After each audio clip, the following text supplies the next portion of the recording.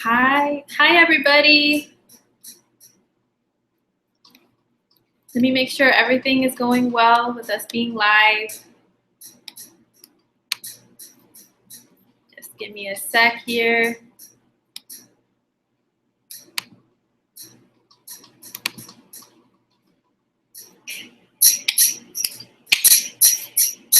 Just give me a sec here. Okay.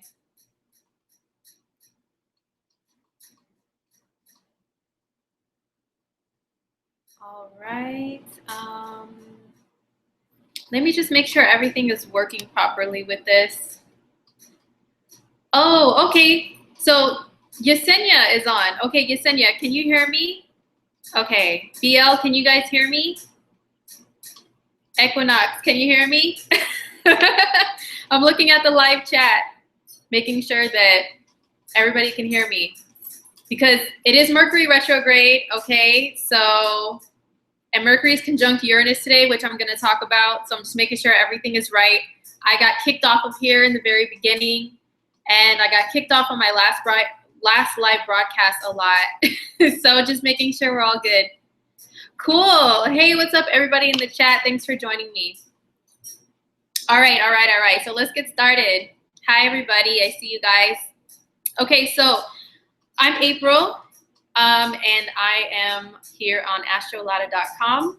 Good morning, good afternoon, wherever you guys are at. It's still the morning here on the west coast of the USA. So it's morning time, and I'm back with coffee talk. Hey. And I have a new mug to show you guys. I found, of course, anything astrology. As an astrologer, I'm going to scoop it up right away. And so I found one with my rising sign, Scorpio. So I just had to grab this. So anyhow, yes, it's 3 a.m. in Australia. It's 7 p.m. in Spain. Well, good morning, good afternoon to you guys. So what I'm going to talk about now that everybody is here is I'm going to go through the weekly astrology for April 28th, which is today, through May 5th, which is next Friday. So if there's any astrological events that are happening that are going to be having a huge effect on us, there's any shifts, which there are always, I'm going to go through those. And also, of course, I'm going to go through a little, coffee talk. If you haven't seen one of my live broadcasts on Friday mornings before, I was on a hiatus. My little series was on a hiatus for a little while, so I can get some things straightened out. But I'm back. So if you haven't seen this before, I do go over some events like in the news that caught my attention, also some celebrity news, and I go over those because not just to gossip and just be a reporter, like a boring reporter or anything like that, but I like to show how you can see astrology in everyday life. You can see it in everyday news, especially with celebrities, because they put their lives on display in the public. And because they do that, we can use them as examples to show you what exactly happens when you go through a certain transit, for example, or if you have a certain placement in planetary placement in your birth chart or an aspect or what have you, how it plays out in your personality and in your life. So yeah, that's why I like to talk about the celebrity stuff, So yeah, I'm going to do first a weekly forecast because not everybody cares about celebrity stuff, and it's not just gossip. I don't just gossip. I know I am slightly, influenced and inspired by Joan Rivers from back in the day. Can We Talk? I loved her show as a little girl, and a dash of Wendy Williams. I know she's not very liked by a lot of people, but I really like at least to hear what's going on and hear someone else's opinion, although I have my own, whatever. And I do look at things astrologically to show you guys the real deal of what's going on. When you hear these headlines and this news of this person acting this way, this person getting a divorce, what's really going on behind the scenes, astrology will definitely show you that. So I really love using those examples, okay? So what's going on today through next Friday as far as astrologically? Well, I didn't see a lot of really huge shifts. There's no full moons, there's no new moons, there's no eclipses. There's there is a planet shifting a sign, And, you know, there is a major conjunction, which I'm going to talk about first. So first, let's get into Mercury retrograde. Okay, just in general, Mercury retrograde, you guys, what madness has been going on for you? Because, you know, and I don't want to just make it seem like Mercury retrograde is something to be scared of and it's all badness and chaos. It's not all that, but it is entertaining to talk about the chaotic stuff though, right? It always is. Have you guys had anybody come back from your past just pop up? Has anyone had any surprises happen? Especially because Mercury, yesterday, Mercury was in an exact conjunction with Uranus, and that still continues today. It's kind of fading a little bit, but Mercury is still going to be technically conjunct Uranus during the rest of his retrograde course, which lasts through next week. And even when Mercury goes direct again next week, it'll be conjunct Uranus again still, you know. So for the next like couple of weeks, we're going to be feeling this energy of Mercury conjunct Uranus. So for anybody who's listening and watching that doesn't really know what that means, so Mercury retrograde, Mercury's the planet that rules communication. It rules the technological devices that we use, like gadgets that we tinker with, like coffee machine. I just bought a coffee machine during Mercury retrograde. So I really hope I didn't make a mistake and hope it doesn't start acting crazy or anything. So far, so good. But I just decided to buy a coffee machine. Oh, it's this way. Okay. I decided to buy a coffee machine to make coffee and tea over here, and hopefully it'll still be okay. All right. So it rules technological devices, Mercury does. And Uranus actually rules technology itself, like the electricity that it takes to run technology, the waves, the invisible waves that you don't see that run things like the internet and our cell phone connections, like the towers and stuff. Oh, yeah. So that's what Uranus rules, and that's what Mercury rules. And then when they come together, see, Uranus is a little bit of a sporadic, crazy energy. And the way I describe Uranus, I like to kind of, I always say I'm weird and quirky. I like to characterize the planets. So I characterize Uranus as being like, I imagine him as being like a kooky, wacky scientist guy in a lab. He's got this wild hair and his eyes are googly and he's like, ooh, let me try this and see what happens. And, you know, he just kind of throws together concoctions, like metaphorically speaking. And if things like burst, he's like, oh, wow, so that's what happens when I do this. Okay, you know, and he's entertained by that. So Uranus can kind of do that in our worlds in some ways during Uranus transits, do kooky things to make some sporadic, odd, weird, eccentric changes happen. And it's kind of like, oh, that's what happens when we experiment with, you know, technology or love or whatever, you know, and then it's just like, wow, this shocking stuff that happens, right? So Mercury and Uranus coming together right now, yeah, there are shocking and out of the blue things that happen, especially with Mercury being retrograde. And Mercury retrograde means going back over things, review of things, revising of things. Crazy things may happen during Mercury retrograde for the simple fact that we didn't follow all of the instructions that are necessary, all the steps that are necessary to do something. So it causes like a hiccup in things that are mercurial. That goes for our thinking, just our thinking processes in general too, you know? Like I was on Facebook this morning and a friend was like, I forgot this, I forgot that, I forgot like all the stuff I usually take to work. I forgot everything today, but whatever, I'm just gonna roll with the punches, go with the flow, you know? So Mercury retrograde can make you forgetful and skip things. Because if you're trying to go too fast, you know, Mercury rules your thinking processes, and if you're trying to think too fast, it can cause you to skip things. So that's what Mercury retrograde is here to show you. Like the lesson of it is when Mercury's retrograde, slow down and really pay full attention to what you're doing, okay, before you jump and do it. Couple Mercury conjunct Uranus stories, personal stories for you guys. When it was conjunct yesterday, exactly, I went out to lunch somewhere with a group, and I ran into an old coworker / friend randomly, sporadically. I didn't expect her to be there. And then I didn't expect for her to tell me that her life had changed so much. You know, she got divorced, she went back to school, she has a brand new career, totally different from what we were doing before. It was unexpected, but it was beautiful, you know. So Mercury retrograde suddenly bringing a friend from the past back with some like crazy news, which is conjunct Uranus. Also, Mercury conjunct Uranus, you know, really take care of your technological devices, like your phone. Don't drop your phone. Yes, that is Prince on my screen. I love Prince. And Prince is a very Uranian guy. He has some aspects to Uranus that make him a little kooky.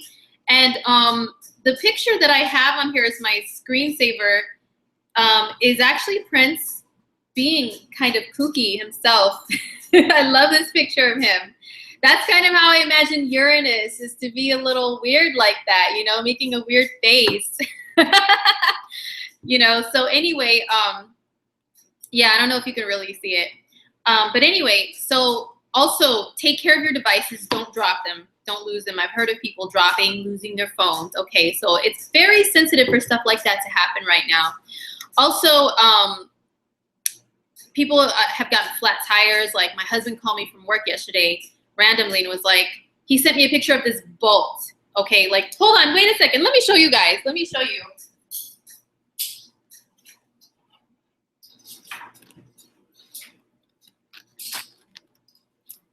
Okay, so this is what can happen. My husband found this in his tire, in the tire of his truck. It's this big giant bolt stuck in the tire randomly, and he had to hurry up and go get the tires changed, okay? Really weird, right? To have a big thing like this. Like usually people run over like a little nail or something, but no, his was a big giant bolt thing, okay? So, yeah, like he had to suddenly get his tire changed, and I'm glad that nothing else crazy happened from him driving around with this thing in the tire. What else happened? Mercury, Uranus. Oh, my air conditioning went out. And you guys, I live where it gets really, really hot, okay? Like I'm talking 120 degrees tops, and it's 90 degrees now, and my air conditioning's broken. Just all of a sudden like that yesterday, stopped working. So I'm just warning you, if during this broadcast, my phone rings, okay, or somebody knocks at my door, they're here to fix the air conditioning. I really can't wait. So hopefully we don't get interrupted here. But that's another Mercury Uranus thing. Suddenly technology just fails out of nowhere. So it's hot than a you know what over here right now. But hey, I'm really glad to be here talking to everybody. So yeah, let's get into some other stuff. So yeah, Mercury will be conjunct Uranus. Watch out for the crazy, watch out for the weird happenings. But you know, like running into old friends all of a sudden can be really, really cool. And just suddenly remembering things and coming up with some brilliant genius ideas is also Mercury and Uranus. Even if it's retrograde, you can still have some like really cool ideas that maybe you had thought of in the past, but you didn't really act on them. You didn't really do anything with them. They can just come back to you. I've had that happen too. And you need to write them down because Mercury retrograde will make you forget easily. As quickly as the ideas and thoughts come to your mind is as quickly as they will leave with this crazy Uranian energy. So yeah, just take care of your vehicles, your devices. Someone is saying they kept dropping things over and over again yesterday because yeah, Mercury also rules your hands and like your quick movements that you make, like walking. You know, Mars is really like action-packed, like driven action. Okay, I know that sounds stupid, but you know what I mean. Mars is really intense action. It's like running and jogging and all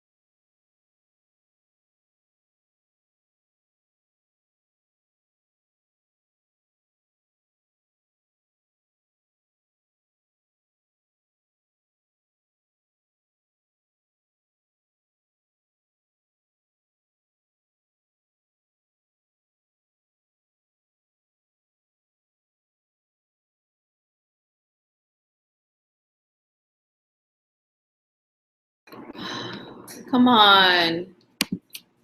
Why is nothing even...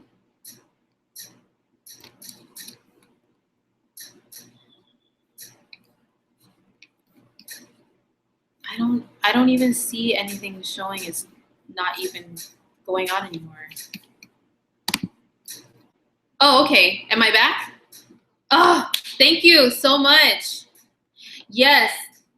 Yeah, Mercury and yeah, they must not have, thanks, Lada. They must not have liked us talking about them. Okay, so you see the sudden weird technological things that can happen? Prime example right there. So maybe we'll move on from Mercury and Uranus, okay? Because they're hating on us right now. So the next transit I'm going to talk about, you guys, the only planetary major shift that I saw happening within the next week is Venus moving into Aries. And actually that happens tomorrow, which is the 29th. Or, you know, in some parts of the world, it's already tomorrow. So, yeah, generally the 29th is when this Venus will go back into Aries direct. So I wrote down a few dates, okay, because when a planet goes back and forth, retrograde forward, and they go back over the same point or the same degree, that those dates that, you know, it met the same degree a few times can be very significant to go back and remember what went on. Were there any significant changes or thoughts or happenings going on around that date?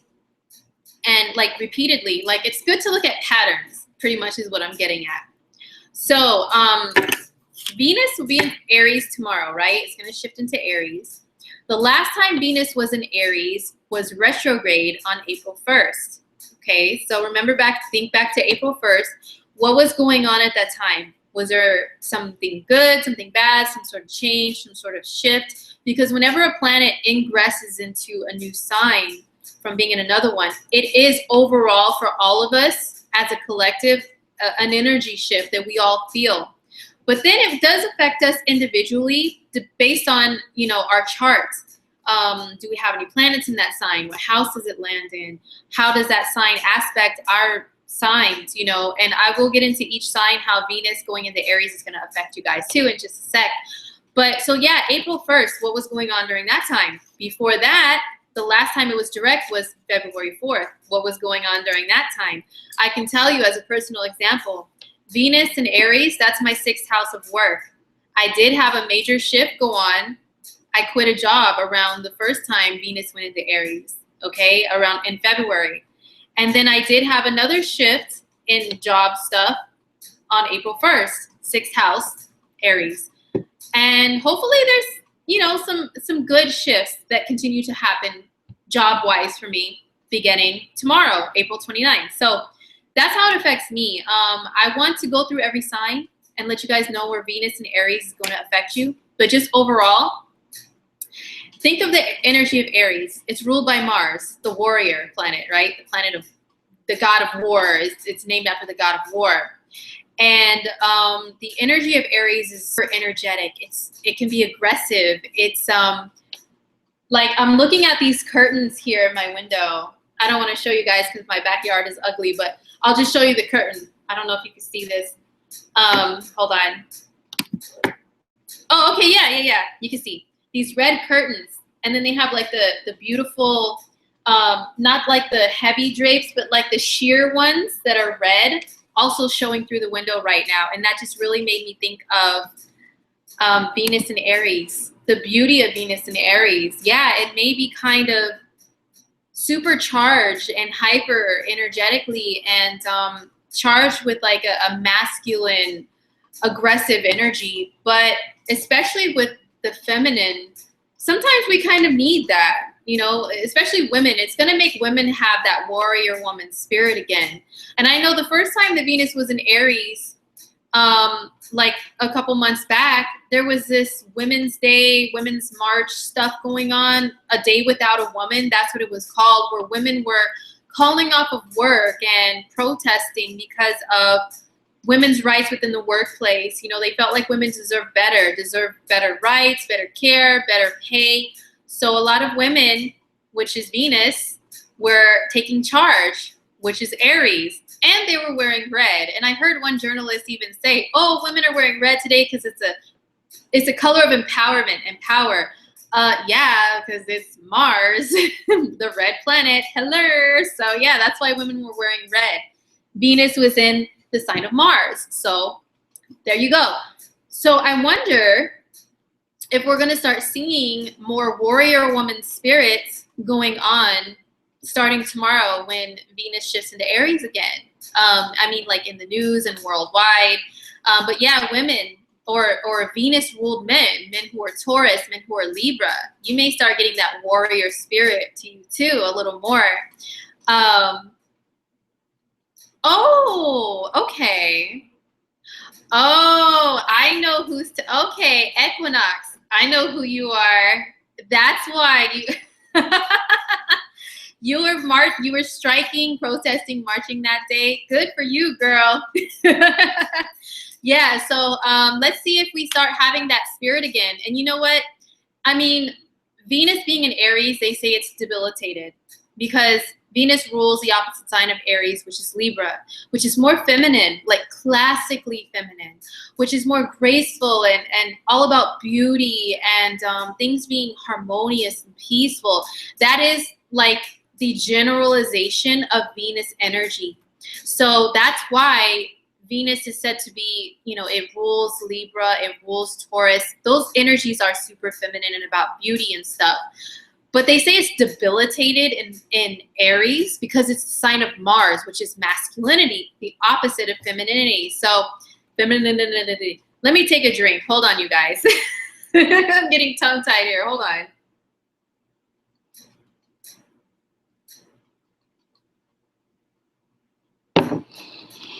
Oh yeah, a lot of Libras and Aries are commenting. And Taurus, yeah. So our ruling planet, guys, it's going to give us an extra punch to our energy. So that's why they say Venus is debilitated, because it's so masculine when it's in Aries. But you know what, though? Whatever planetary shift or placement happens, whether they say it's debilitated or not, it's needed. We need Venus in Aries. We need it because some of us, we really do have to stand up for ourselves. We can't just be all dainty and floating and, oh, peace and all that stuff. If we're like that 24/7, how are things going to get done? How are rights going to be stood up for? How are we going to defend ourselves against people who are taking advantage of our sweet, loving, harmonious, feminine nature, you know? So we need Venus in Aries. There's some of us may go a little overboard with the energy and just really be like, pow, you know, be like, I just thought of, we just lost recently Charlie Murphy, great comedian, great stories of his on the Dave Chappelle show. If any of you watched it, I loved his stories.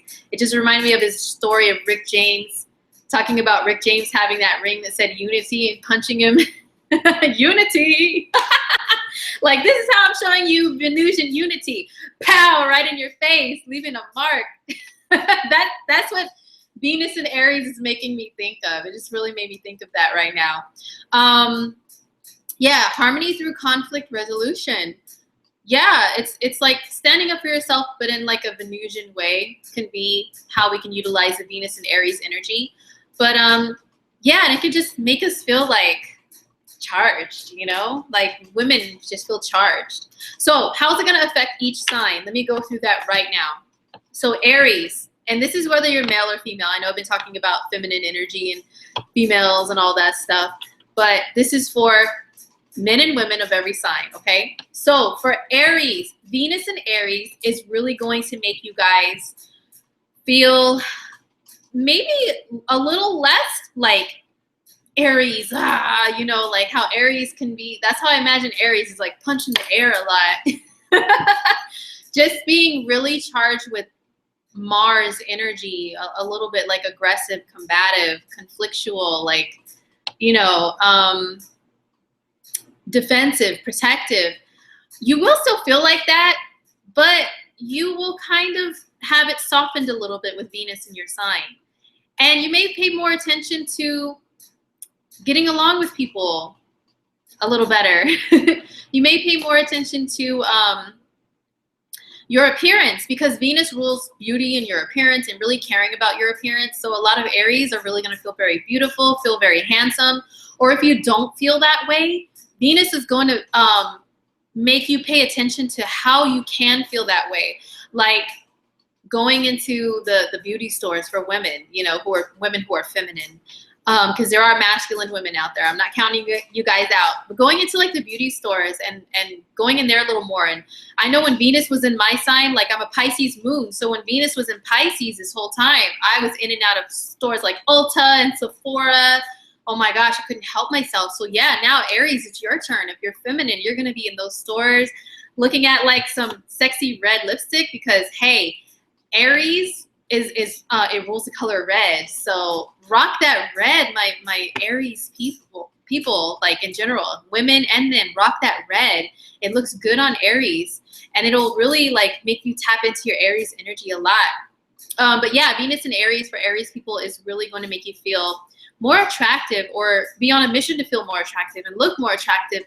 And it's whatever planet is in your sign, it is like you wear it. I find it's like you wear it like clothes, or like whatever you put on you, you know? So you're going to be wearing Venus energy on you. So people are going to be seeing you that way. It's like whatever planet's in your sign, it's not it's transparent. Like everybody can see that energy on you. So everybody's going to be seeing you. Oh, peace out, Solange. Bye.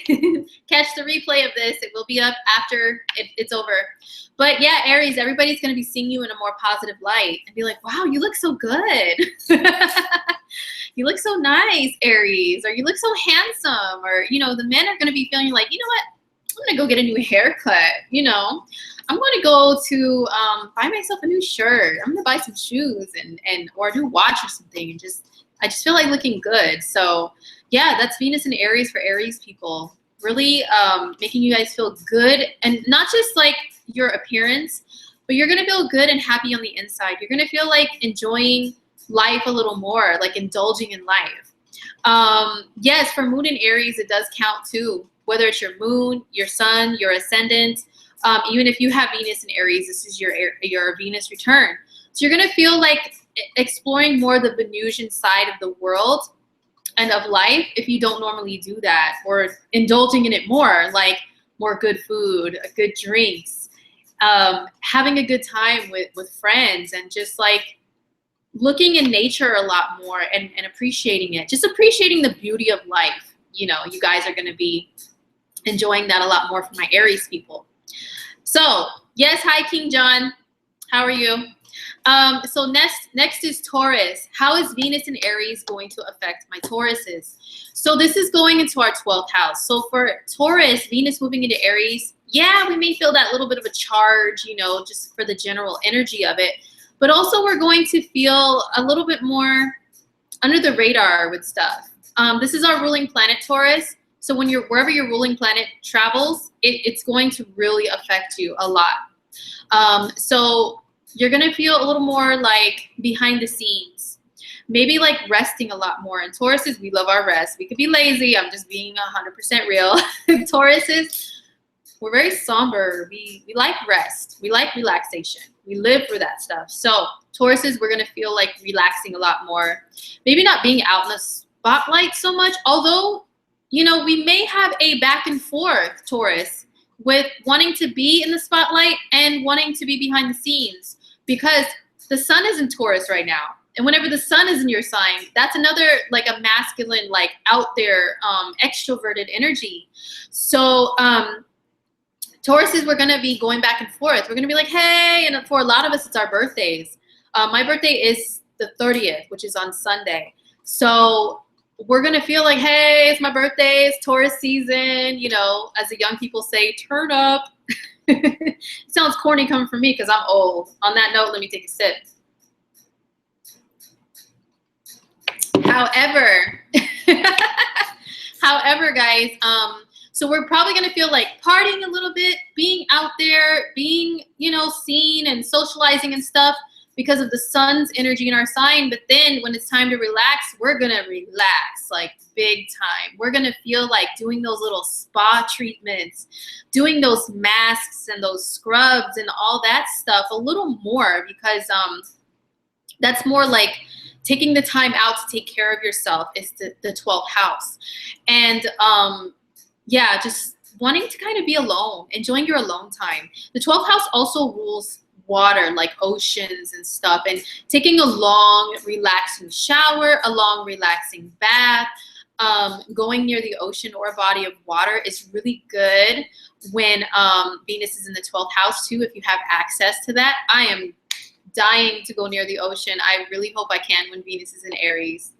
So yeah, for Tauruses, you know, it's all about relax, reflect, and be prepared. Like for when Venus goes into Taurus, I believe it is next month in May sometime. If not May, then June. I didn't look ahead, guys. Sorry, but yeah, when Venus goes into Taurus, ooh, it's really like indulgence time then. But yeah, just taking the time out. Somebody mentioned hyperbaric therapy. That is when you're in some sort of chamber, right? Let me know, Daniela. Hyperbaric. I know that has to do with rest because I know Michael Jackson did that. But also float therapy. I'm not sure if that's the right term for it, guys, but Tauruses, there's a therapy where you can be in some sort of chamber and you float in water. That's a really good thing to enjoy when Venus is in your 12th house. Excuse me. That's a really good thing to enjoy. Floating in water, absolutely still, quiet, peaceful, alone with your thoughts. It's a form of meditation, I think it is. And because it's 12th house, it's water, perfect. So Tauruses, look into that during Venus and Aries. Like party it up, but then relax like to the fullest, like indulge in all that cool relaxation stuff. So next up is Gemini. Venus in Aries for you guys is actually like, it's a time for you guys to get hyped, for you guys to get pumped, Gemini, because first of all, let me just talk about Mars being in your sign, okay? Mars is in Gemini. Geminis are probably off the chain right now with their energy just like really out there. I've seen a lot of Geminis step up their debating skills on social media as soon as Mars went into Gemini earlier this week. Because Gemini is a sign of communication, talking, debating back and forth.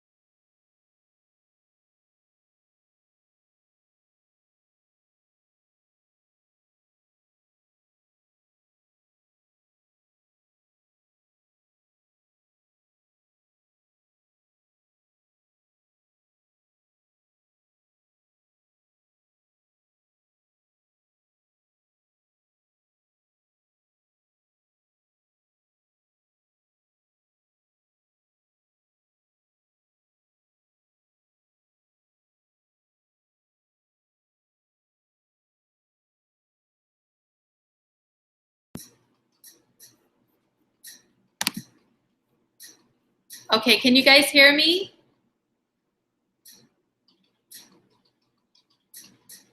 Can you guys hear me now? Do you understand the words that are coming out of my mouth? Oh, okay. I am so sorry. I'm so sorry. Okay. So, let me start again with Gemini, because I know there's somebody that marks in the comments the times for each sign of when I go through the signs. So, okay. All right. So Gemini, let me start over for you guys. So Gemini, Venus going into Aries for you guys is the time to get really pumped up. And I was saying for Gemini that Mars is in your sign, okay? So, so Mars is in your sign right now. Mars is like super hype energy, okay? It's like, it's the planet of energy. So you guys are already like, I've seen a lot of Geminis like debating even more with people online, because you're the sign of communication and debates and quick wit. So Mars is giving you this aggressive energy to like do that even more, okay? And more aggressively. Like, no, I'm sorry, boo-boo, but you're wrong, and here's all the backup information I have. You know, I've seen a lot of Geminis doing that right now because Mars is in your sign. So how is Venus and Aries gonna affect Gemini though? So actually Venus is going to be in a positive aspect to Mars. It's going to sextile Mars. That means they're two signs apart. It's harmonious. They work together to create a harmonious energy to work together. I think I just repeated myself. Mercury retrograde, my bad. So Venus is going to be in Aries. For Gemini, that is your 11th house. That is the house of socializing, like in social media, in the public, with big groups of people, with friends. So it's really an enjoyable time. And this is, the 11th house is an air energy, okay? And Geminis, you're an air sign. So this is kind of like a familiar territory for you guys, a familiar energy. So you're gonna be in your element in a way. So yeah, Venus in Aries, it's a really good time for Geminis to enjoy going out with friends.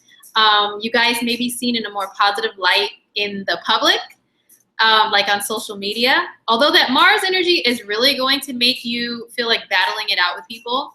And people, because remember what I said about a planet being in your sign, it's like it's transparently worn on you. And so that's what people, like imagine you have like a patch, right? You know the patches and badges people wear for stuff. You're wearing a badge that has the symbol for Mars on it right now, Gemini, okay? So people, you're walking around, even if you're smiling, you know, happy little lucky Gemini, giving everybody the wink and the gun, you know. What's going on, buddy? Hey, people see that Mars badge on you, and it's like, yeah. Oh, okay, the audio is on. But people will see your Mars badge, Gemini, and be like, you want to fight, don't you? You're trying to fight me, aren't you? And Gemini's like, what? No, I'm not, but hey, I'm a hell of a debater, so if you want to debate some stuff, I can do that right now, you know? So you're wearing Mars on you.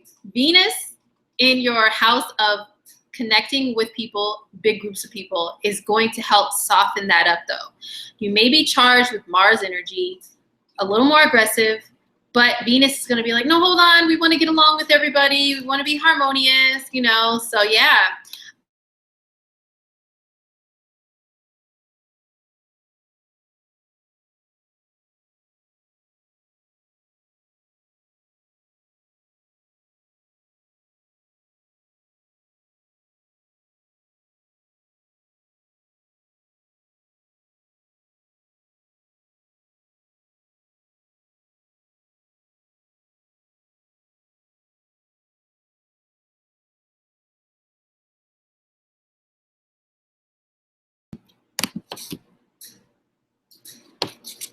Like, really, Mercury? Why me? And why now? Oh my gosh. So ridiculous. Okay, I'm back. Hey guys. Back to Gemini.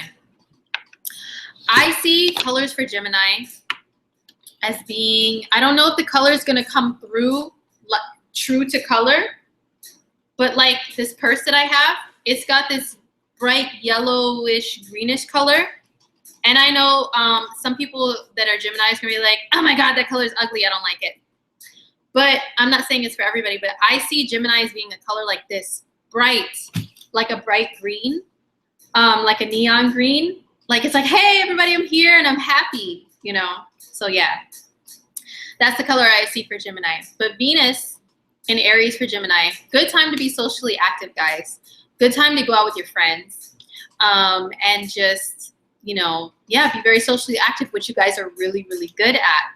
And it'll help to smooth out the energy of Mars in your sign from being too, you know, pointy and aggressive. So poor Geminis, you guys got interrupted so much by your ruling planet Mercury. You know, send a punch in the air to Mercury for me right now for that. So let's move along to Cancer. So Cancer, Venus in Aries is in your 10th house. Ooh, this is really, really good for you guys. Okay, so Venus in Aries for Cancer, this is in your career house. So if any Cancers are trying to advance in career, this is a time to be seen in a very positive light by higher ups, because the 10th house is the house of bosses, boss figures, authority figures, people in charge, people in positions of, yeah, like authority.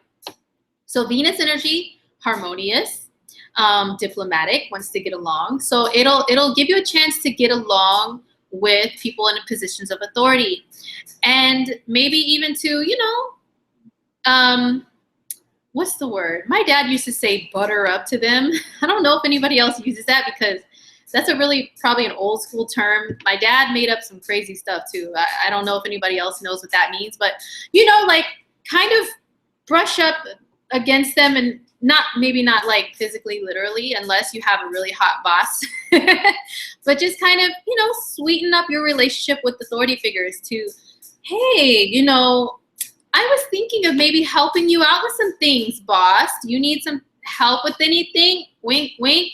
You know, learning the ropes a little bit, and so, because I'm interested in advancing my career and stuff, you know? So Cancers, this is an opportunity for you guys to do that. Go out to lunch with the boss if you want to advance. Try to learn, you know, some secrets of how to get to where they are. Not to be sly and sneaky, but really if you're interested in moving into a higher position, this can be a good energy for you to learn from someone, from an authority figure, and get on their good side. And yeah, if you have a hot boss, I don't recommend like relationships at work, because it can get a little messy, you know? But to each their own, Cancer. I'm not hating if that's what you want to do, if your boss is good looking. Wait a second. My husband's a Cancer.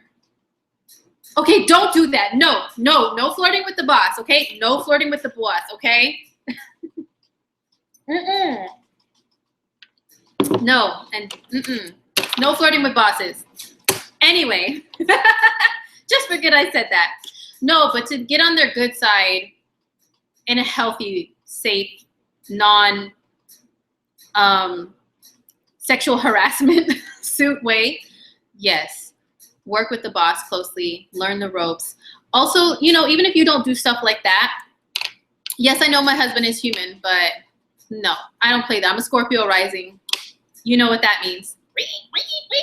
So, you know, just being seen in a positive light and be appreciated for your hard work, Cancer, is Venus being in Aries in your 10th house. Being appreciated. Oh, Cancer, you know, we've noticed you. Like, maybe not even having to, like, actually talk to them and brown nose that up to them or anything, but just talking to them. I mean, them like,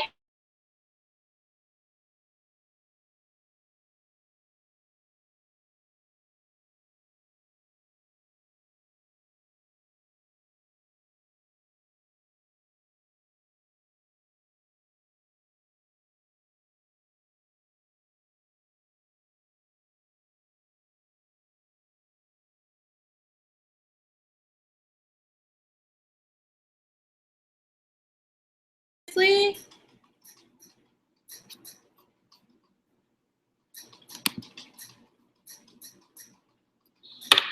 Wow. Wow.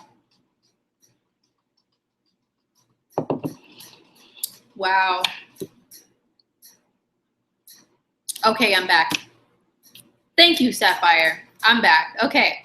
So, gosh, these are dragging on because of the interruptions. I'm so sorry, guys. I'm sorry if I'm boring people, because I have to keep dragging on the signs. I can't just get through them because of these interruptions. So Cancer, good time for career, okay? Just wrapping it up. Career, being seen in a positive light, even in the public eye, okay, in the spotlight. Or if you're not a working Cancer, because Cancer is a sign of home and the homemaker, if you're a homemaker Cancer, the 10th house rules authority figures, meaning like parents, parental figures, even your own sense of, even your own sense of being a parent can be 10th house too, your position of authority in the world. And that could be being a parent. So yeah, being a little bit better at parenting or getting along with your own parents or really wanting to reach out to your parents and bond with them a lot more can be Venus in the 10th house. Okay, so moving along, Venus in Aries for Leo. And oh, this video is going on long and I still need to get to my coffee talk, guys. So let's get through this. So Leo, Venus in Aries, this is really good energy for you. This is just really good energy for a lot of people. So for Leo, this is your 9th house. So Aries is a fire sign. You're a fire sign. This lands in a fire house in your chart, which is the 9th house.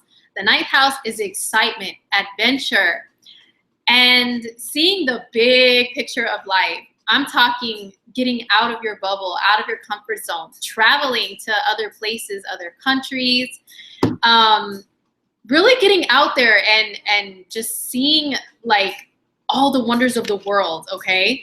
Whether that is physically doing that, Leo, or it's like in the mind, which is why they say the 9th house is education, like higher education. It's broadening your horizons, expanding your mind.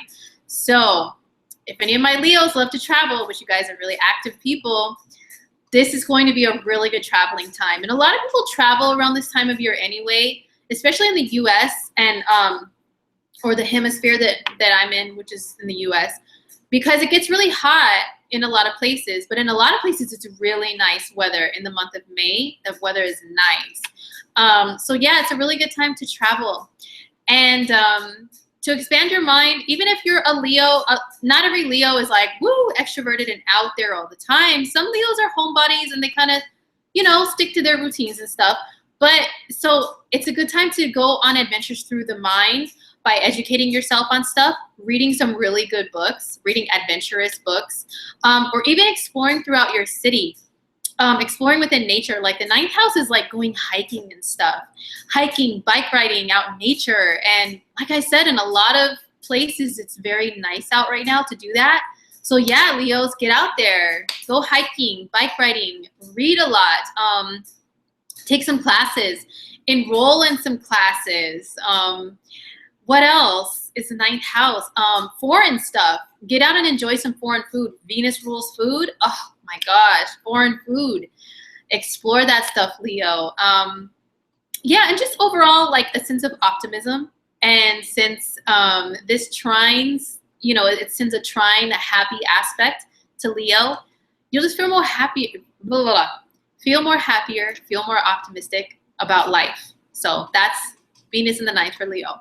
So for Virgo, Venus is in Aries in your 8th house. So yeah, the 8th house is intimacy, and it's a deep intimacy. It's your partnerships that you really reveal your true soul to.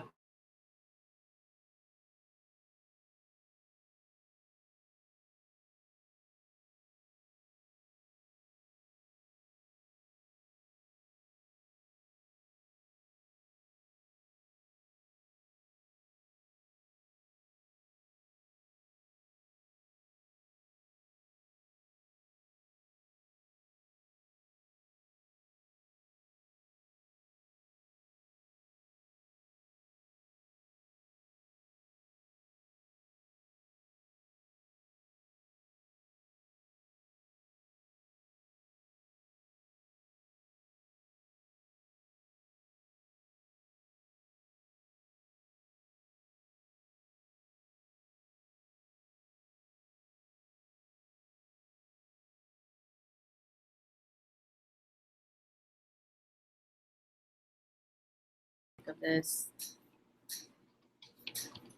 It's not fair, Mercury. It's not fair.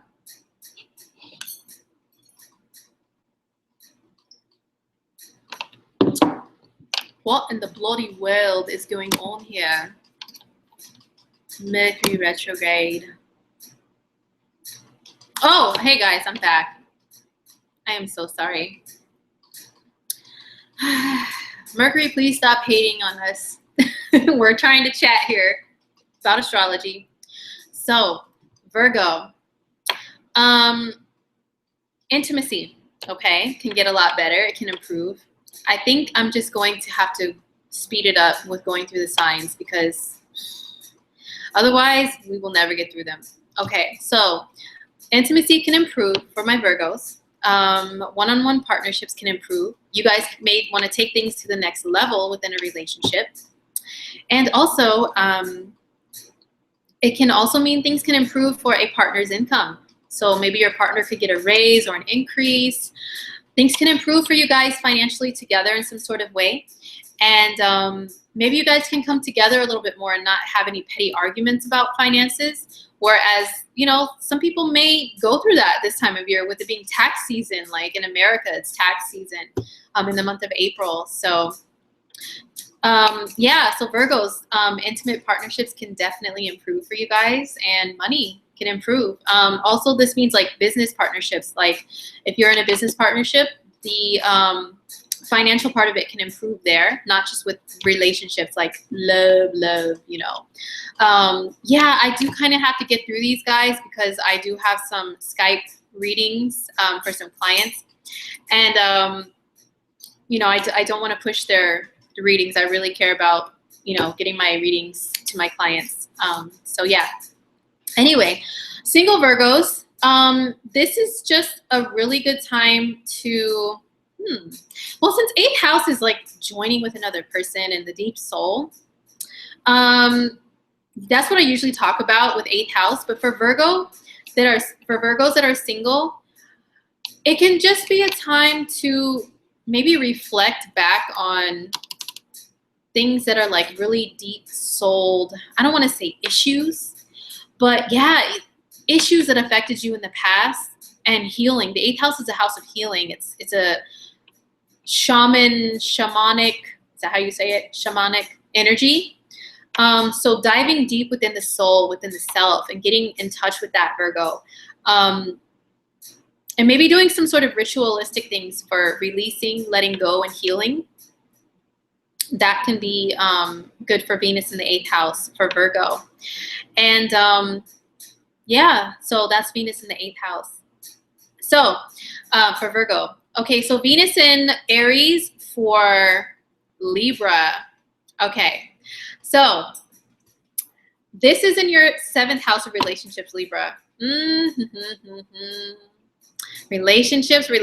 And Libras, just generally speaking about Libras, care a lot about relationships because Libra is the sign that rules relationships, one-on-one partnerships. You guys love to get together with another person, whether that is in a romantic sense or even just to talk, or you like to have somebody to bounce ideas and thoughts off of and say, what do you think about this? What do you think about that? One-on-one conversation and relationship is Libra. So Venus in your relationship house, in your opposite sign, wonderful time for connecting one-on-one with other people. Even more, and this is your ruling planet, so you guys are going to be feeling like so much Venus energy. It's going to be so cool. It's going to be like super duper awesome for Libra people, and you're going to be craving relationships if you don't already have one. You're going to be craving it big time, or just craving connecting with people, even getting out with friends and like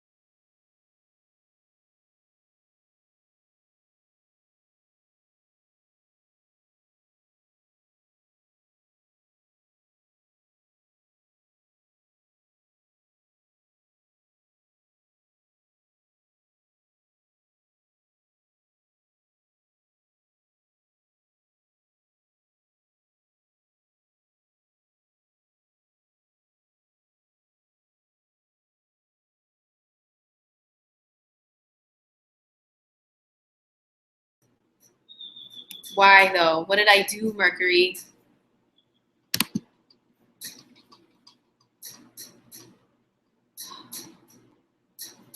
Mercury needs to stop hating. Don't be hating. Like, what's that dude's name? I don't even remember. Malibu's Most Wanted. Don't be hating. Oh, I'm back. Okay. Moving along. Libra. Relationship city. Okay. All right. Really good time to just connect with people. Negotiate with people after Mercury retrograde. Don't dive into things because Mercury is retrograde. Okay. Thank you guys for having patience with this crazy Mercury retrograde interruption broadcast. Why me, Mercury? What did I do to you? Anyway, so yeah, good times for Libra. Single or taken. If you're taken, Libra, if you're not single, flirting, out there mingling, it's a really good time to enhance your existing relationship and partnership and sweeten things up within that partnership. And try some new stuff with your partner. Wink, wink. I can't really wink very well. I look stupid doing it, but you know what I mean. So, Scorpio. Ooh, Scorpio. That is us, okay? Mercury is in my 6th house of work, conjunct Uranus right now, because I'm a Scorpio rising, to answer your question, Sapphire. That's why Mercury's interrupting my work right now, okay? So, that leads us into Scorpio risings. Venus is going to move into our work environment tomorrow in Aries. So hopefully that will help us to, it'll help calm down this Mercury Uranus stuff within our work, like how I'm experiencing now. Maybe there won't be much more technical difficulties, misunderstandings, and stuff like that once Venus moves there. Also, Venus moving into your 6th house, Scorpio. No, actually, it's not my laptop. It is, I don't know what it is. It's like a connection thing. It's the internet connection. This has been happening ever since Mercury has gone retrograde. Well, it could be my laptop. I don't know. I'll have to check some things when this is over, especially because I have some Skype sessions and I don't want this to happen to my clients. Jennifer, your birthday is 4/30/80. Hey, 4/30 is my birthday too. I'm not going to say the year, but that's my birthday too. Happy birthday, Jennifer. So, Scorpio, Venus may start to soften things up for us when it comes to work and when it comes to health. Okay, so this can mean a female, because Venus rules the feminine and females. A female can come along and help you within your work, to help you advance in some sort of way, to help you to learn some new work skills, and to maybe just make your work environment and work duties a little bit more pleasant. That can happen for you. If you're looking for a job and you're a Scorpio, Venus moving into your 6th house of work, it can really help your work to, it can help you to find a job and have a positive, radiating more of a positive energy when you're interviewing for jobs. And thank you guys for the birthday shout outs.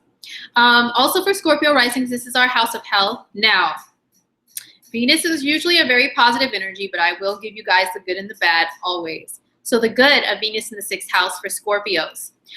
This is a time where you may want to adapt some new beauty regimes, or even if you're a man, okay, some more regimens, routines, regimes, whatever, to where you are taking care of yourself. Maybe buying a new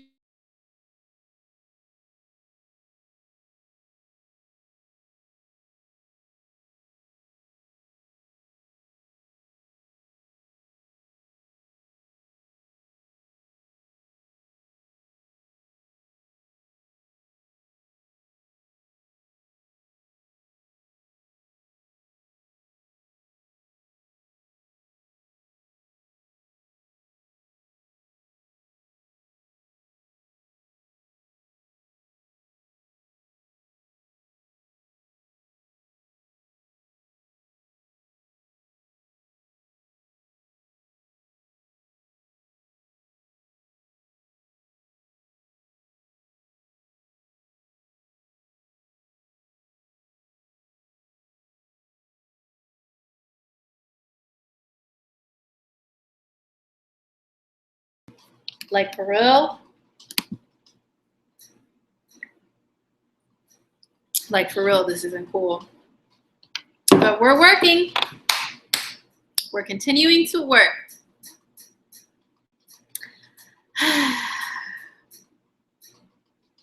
I'm back. Okay. Yes, thank you guys for your patience. Where was I? Oh, I was saying, Venus is not yet in Aries, but a few days ago, I guess I'm preparing, like, as the energy is going to start shifting. Start preparing sometimes. If you're an intuitive person and you can feel an energy shift about to happen ahead of time, you start preparing, right? That's me, totally. So a few days ago, I went to, excuse me, to Sephora, and I got some samples of some like beauty like products, like some what's it called, like some like different like anti-aging masks and stuff, because I'm getting old and it's my birthday coming up. So I'm like, oh my god, I'm getting old, you know, it's my such and such birthday. And I need to find like an eye cream or something new. So yeah, you guys can't hear me? Oh my god, please tell me you can hear me. My microphone is on. The mic is on. Can you hear me?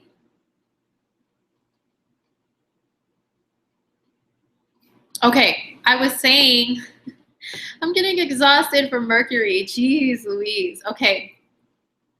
I was saying that, okay, you guys can hear me. I was saying that, yeah, I was looking at some different new like beauty products at Sephora, and Sephora is awesome because they give you samples of stuff. So you can try them out and make sure that they are good for your skin before you actually buy the product. And some of this stuff, oh my gosh, some of this high-end stuff at Sephora, guys, it's like $100 for an eye cream or a mask or something. And once you get to a certain age, you really want to invest. So any of my Scorpios out there that want to, when Venus moves into Aries, you want to start buying some new stuff, like to take care of yourself, products and everything. It's a really good time for that. And don't forget, Sephora gives samples.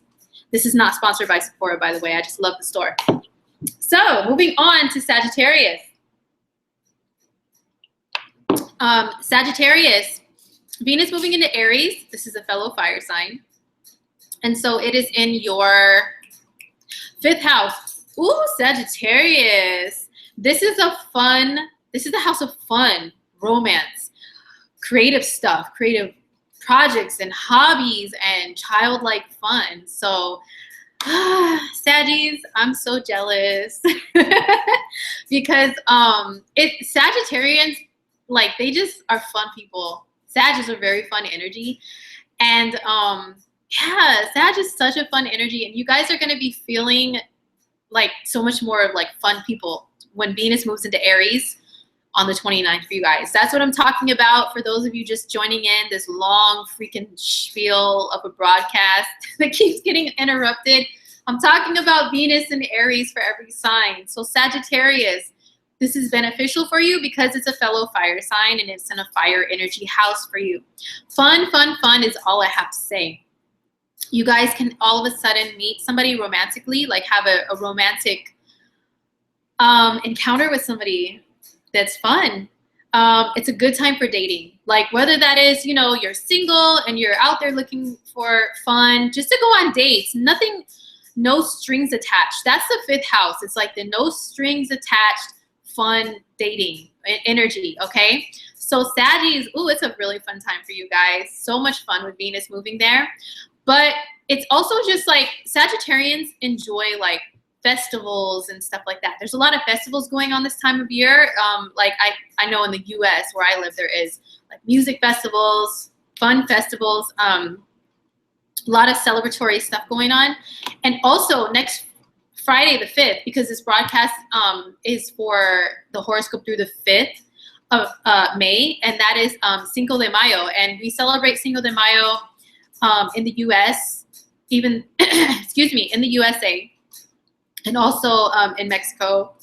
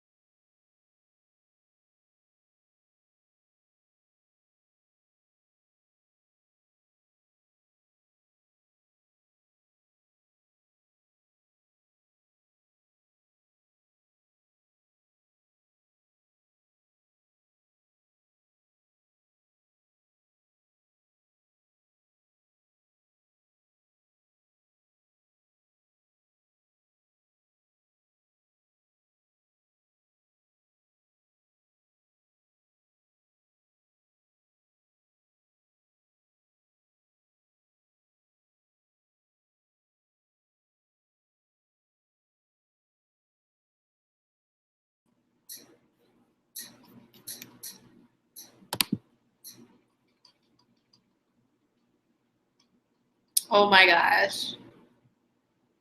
Yeah, it's Google. Yeah, it's Google. It's Google. Oh my gosh. Okay. I'm back. You guys see me and hear me? Okay, cool. Thank you, Artie. So, Cinco de Mayo festivals, for those who celebrate it. Sagittarians, you better watch out for the Saggies because they're going to be like, woo! This is water with lemon, by the way. Okay. So yeah, great fun time for Sagittarians. Enjoy those fairs, festivals, enjoy dating, casual dating, hobbies, enjoy your hobbies, Sagittarians, so much more creative hobbies. Super creative time if you're in a creative field as a Sagittarius. Also, if you are a Sagittarius that's actually in a committed relationship, still a really good fun time for you to enhance the fun in your relationships and the romance and, you know, the hubba hubba stuff. Wink, wink. So, moving on to Capricorn. Venus in Aries is your 4th house. So this is home and family life being sweetened up a little more. Your house, you may want to decorate it a little more. Whenever Venus transits my 4th house, I always find myself in like Target and like all these stores that have like cute home decor that's affordable because I'm a Taurus and we could be kind of frugal and cheap, you know what I mean? But I always want to buy decorative stuff for the house, beautify the house. So yeah, Capricorns, for Venus moving into your 4th, this could be a time for you to do that. And also to connect with family members, and especially like female family members. You Capricorns may feel like, oh, I miss my mom. I want to talk to my aunt. I want to hang out with my girl cousin. You know, I want to hang out with my sister, catch up with her, you know, so maybe time for some of my Cappies to do that.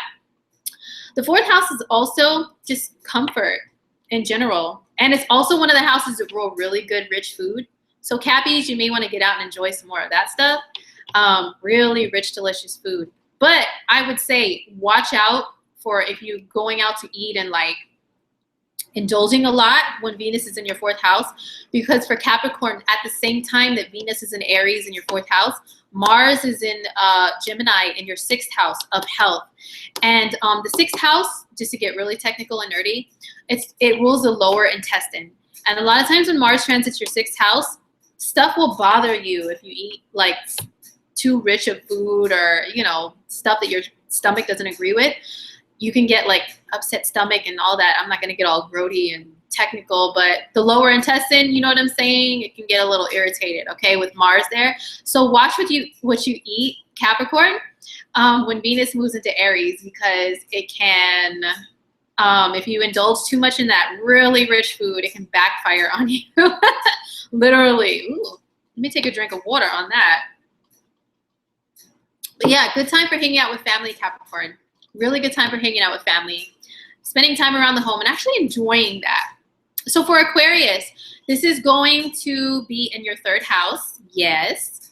The 3rd house is a very flirty, fun energy. Venus in the 3rd. It's a fellow air energy. And excuse me, because Aquarius is an air sign. And the 3rd house is an air house. It's similar to Gemini. So you're going to feel like a Venus in Gemini, pretty much, Aquarius people. You're going to be much more talkative, much more flirty and chatty. You're going to be open to talking to strangers about the weather and, you know, like you're in line somewhere, like out in public. Hey, how's it going? Nice shoes, nice hat. Oh, you know, how are you doing today?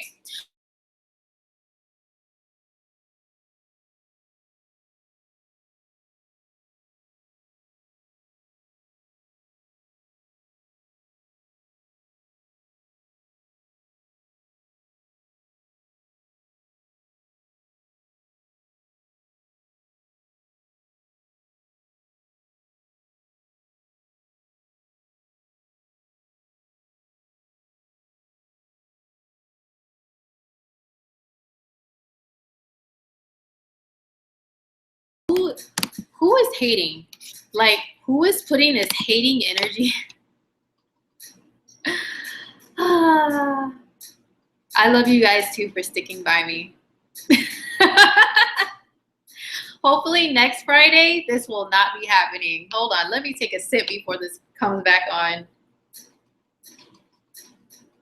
Maybe I need to have something else in this cup to help me cope with this crazy Mercury stuff. Okay, thank you, RD. So, where was I? Normally, Aquarians are not all, you know. Let me just chat, small talk, and all that stuff. But you guys are going to be feeling open to that.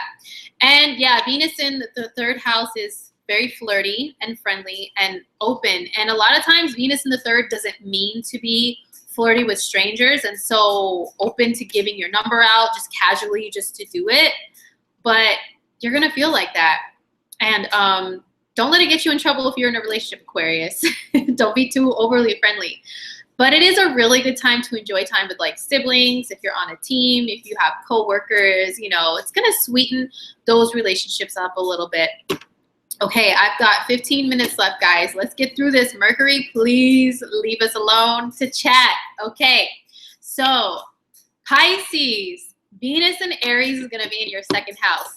Yay! I'm a Pisces moon, so I'm going to do a little dance for Venus in the second.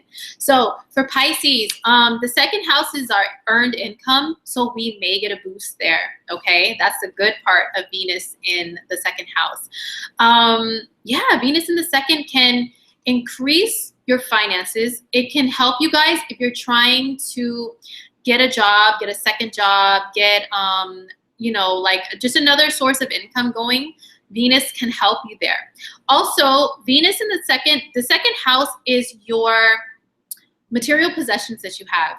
So Venus there may make you want to spend more money on accumulating more material possessions. So I will warn you, if you're a Pisces on a budget, Venus in the second is going to make you want to go shopping all the time, honey. Okay, so if you do not have the budget for that, watch yourself with the spending, Pisces, when Venus is in Aries. And someone asked me, how long is Venus going to be in the sign of Aries? Well, let me be a huge nerd and look in my ephemeris here. So let me get the exact dates.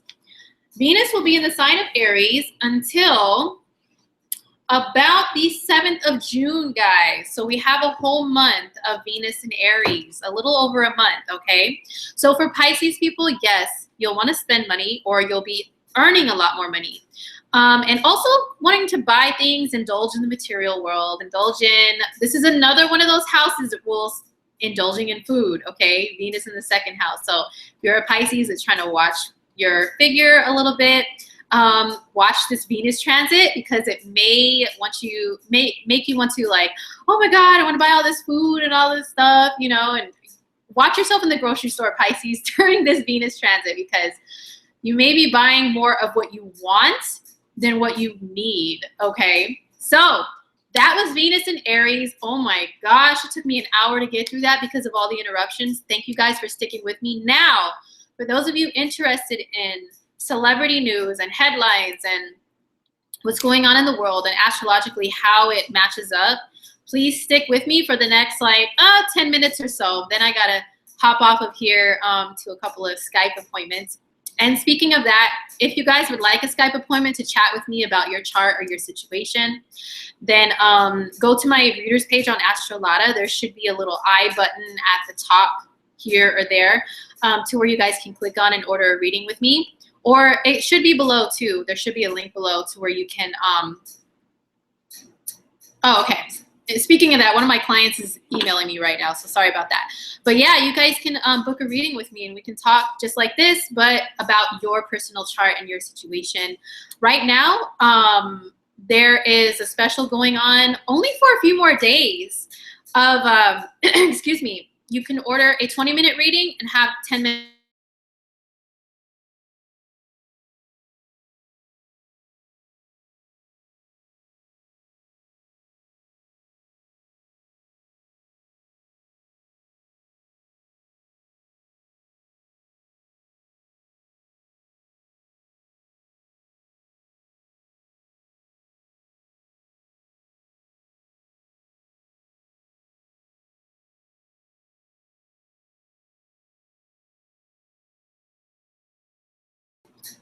Close.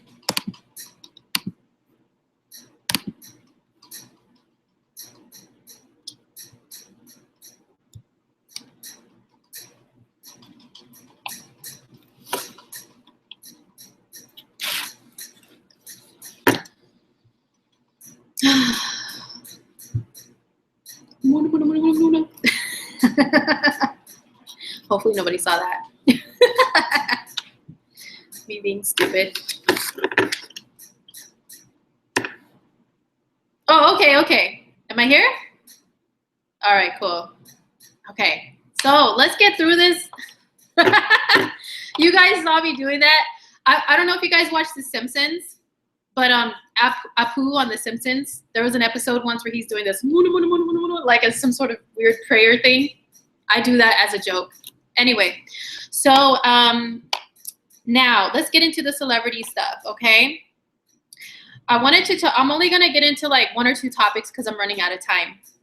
But I wanted to talk about Janet Jackson. Okay, and I know I have worldwide viewers here, and Janet Jackson is a worldwide known astrologer. Oh, and equinox. To answer your question, yes, I do speak Spanish. Not that great anymore. I used to be fluent. I don't really use it very much anymore, but I do know another language. Okay, so we're getting into Janet Jackson. Now, she's getting a divorce, okay? And it's really like high in the news right now. So I wanted to show you guys some stuff. This is an example of astrology, how astrology works, how it plays out. Okay, so I'm gonna do a little screen share. Mercury, I only got 9 minutes. Don't cut me off, okay? Please don't be a hater over here, because I want to teach a little astrology stuff with my peoples. Astrologer or celebrity? I'm doing celebrity astrology. Okay, so I'm going to do a little screen share with you guys. Oh, if I can remember how to do this properly. Screen share, yes. Okay, I want to show you guys Janet Jackson's chart, her husband's, or her soon-to-be ex-husband's chart, because they're getting a divorce. And it's the thing that I feel like is the most, going to be the most, yeah, a lot of people say it's for the money. And this is one of the most interesting things about this divorce, guys. See, Janet Jackson is a Taurus. Taurus is a sign of money on the very surface level basics of astrology. Taurus is a sign that rules money. So a lot of people know Janet is not a Cancer. She's a Taurus sun. So a lot of people say she married for money. And I looked at their synastry, okay? I looked at the energy exchange between Janet, based on her chart, and with Sam, I hope that's how you pronounce it, based on his chart. And to be honest, guys, I don't see this union being one that was based on love. I see it as more of a business deal, and I've discussed this with other fellow astrologers, and we all came to the same conclusions separately and together. Because I'm gonna show you guys something really quick here. Quick little astrology lesson based on celebrity stuff, okay? So I'm gonna show you guys Janet Jackson's chart, and then her soon-to-be ex-husband's chart. It's really, really interesting stuff. So let me screen share here real quick. Mercury, please don't hate on us. Okay, you guys can see this. This is Janet Jackson's chart. So Janet Jackson, right now, what's going on for her is pretty much Saturn is in her second house of money, okay? That's one indicator of things being difficult for her when it comes to money and possessions and resources and stuff. This is her second house based on her ascendant, which is Scorpio. However, based on her sun sign, which is Taurus, Saturn is in the 8th house. I don't have it shown here, but Saturn is in the 8th house from Taurus. So Saturn in the 8th house, a lot of times when Saturn transits the 8th house for somebody, it signifies a divorce. Not 100% of the time for everybody, but this is a common divorce trigger in astrology is Saturn in the 8th, because Saturn is work and it's making things difficult a lot of times and difficult lessons. And the 8th house is, and Saturn can be separation of things that are no longer beneficial for you in your life. Okay, so Saturn in the second house of money, in the 8th house of joint finances and joining souls with another person can cause a separation of that. Also, Uranus in Aries has been in the same sign as her moon. Okay, so that's why she suddenly, which is Uranus, became a mother, which is the moon, but also a sudden breakup in her home and family, which is the moon, is also Uranus in the same sign as the moon. I know they're not exactly conjunct right now because her moon is it's in 15 degrees of Aries, but still Uranus has been dancing around, you know, in close proximity to her moon for a while. Okay. Now going back to, yeah, Taurus is a sign of money. Her Mars is in Taurus. So Mars for a woman represents the kind of males she's attracted to. And she's attracted to men who have money and stability, which is Taurus. Now, look at her husband, Wissam. Now, I don't have his birth time, guys, but I just intuitively feel like he could be a Libra rising because he's into fashion and, you know, that's only a few factors, okay? He's into fashion. He has an appearance of maybe a Libra type of guy. He's very private, which Pluto is very private. He could have Pluto conjunct the ascendant, which makes him a private person. But I just sense this Plutonian nature from him in some sort of way. And also, excuse me, because their sun, this is the chart of their baby. He has the sun, which is father, conjunct Pluto, okay? So he has to get that Pluto energy somehow from his father. That's why I was presuming him. One reason why I was presuming him to be a Pluto conjunct ascendant, Libra rising, okay?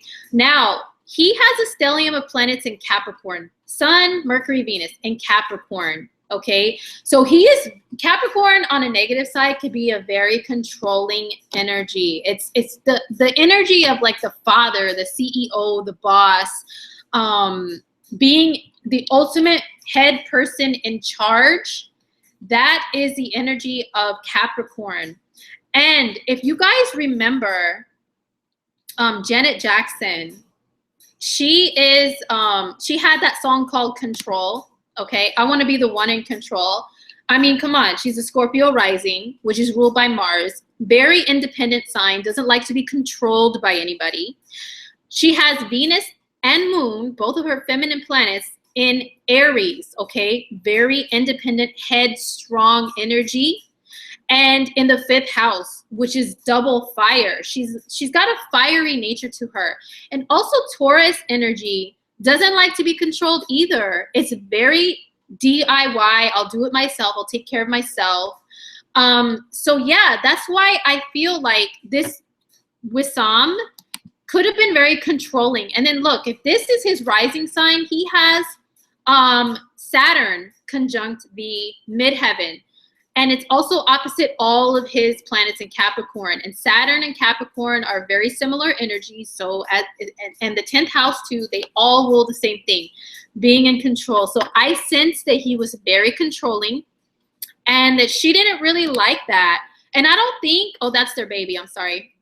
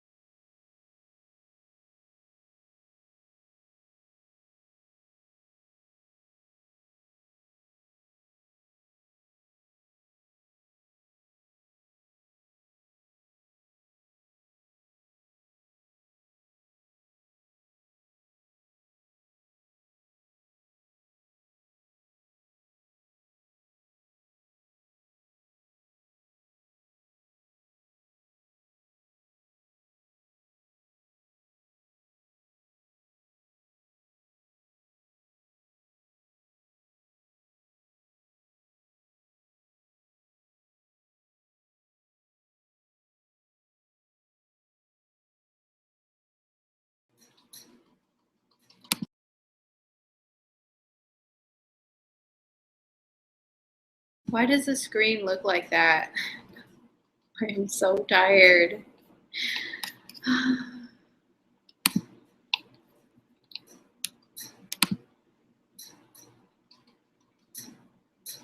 Okay. Okay, guys, I'm back on. But unfortunately, I'm going to have to end this broadcast because I have to get to a couple of clients. But I just wanted to show you guys that, yeah, I think because of the transits that are happening, that Janet Jackson is going to be the one that ends up more suffering in the end with this custody battle with the sun, because of the fact that Wissam is going to have the North Node move into Leo, the sign of his moon, in 2017 through 2018. And the moon represents, you know, parenthood, nurturing. So it's going to accelerate his moon. And then the North Node is going to move into Janet's 10th house of career. And that means the South Node is going to be on the bottom of her chart in the house of family, okay, and home life and motherhood. So the South Node represents kind of a letting go. And your focus is more going to be on the North Node, which is career. So I think that she's going to have to probably, like, the husband is going to have more custody, more care over the child than she is, and she's going to go back to really accelerating and reviving her career. And that's just what I see. And I was talking about Chiron before I went off the air. His Chiron is in Aries conjunct her moon, so that's where he can cause her greatest wound and pain, is with her moon, which is motherhood, nurturing her family, children, and all that stuff. So yeah, I feel bad for Janet, but you know what? You know, just she can push through it. She's a strong Taurus, Scorpio rising. Who knows? You know, maybe she can tap into other strong energies and defeat him with, you know, whatever she wants to have happen with the child. But I just feel like also because the child has a stellium of planets in Capricorn, just like his dad, that the dad is going to be even more like, you're mine, you're my son, you have to be like me, and like you have to take on the family's name and legacy, you know. But also their baby has a stellium in Pisces and a Pisces moon. So I feel like their child is going to be very creative. And Michael Jackson, his uncle, was a Pisces moon. Janet is very Neptunian. She has Neptune in the first house. So she's very, very Neptunian. So that explains the Pisces moon given to the baby. So he's going to have this push-pull. He's going to want to be creative, probably have some musical talents in dance or art. He's going to want to be an artsy guy, but then his dad is going to want to be that Capricorn stellium, that, you know, leader and prince and, you know, regal and all that stuff. So it's going to be quite interesting to see how this plays out. But just based on the astrology, Janet, I feel, is the one suffering the most emotionally, and probably will continue to, unfortunately. But hopefully things can work out for however the best is that it's supposed to be. All right, guys. So thank you so much for hanging with me this last hour and a half. It has been crazy with the Mercury stuff, Mercury and Uranus. I will be back again next week, same time, either 10 or 10:30 Pacific time. And I'll bring you guys some more stories. I had this other cool story I wanted to show you guys about something else in technology and stuff in the news that was really awesome. Maybe I'll show you guys next week since we're out of time. I got to get to these clients. So yes, Lil Baby, I was going to talk about Mary J. Blige's too. I had that, all my notes for Mary J. and everything lined up in her divorce. I'll get to it my next broadcast if you guys really want me to look into it, because there's some interesting lessons on trusting people too much with Mary J. Blige's situation that I wanted to show you guys with astrology. So I'll see you guys next week, next Friday, around the same time. Thank you so much again for your patience. And if you guys want to chat with me on Skype, or you want me to do a recorded reading for you on your personal situation, just look to my readers page and we can book something. And I will be doing monthly forecasts for June. Somebody asked me that as well for June. So look for those in the next couple weeks. All right. I love you guys. Thank you so much. I love you guys. Okay, peace out. I'll see you guys next week. And thanks for hanging with me. Let me go back to this control room and sign off. All right, have a good weekend, everybody. Have a good week. Enjoy Venus and Aries.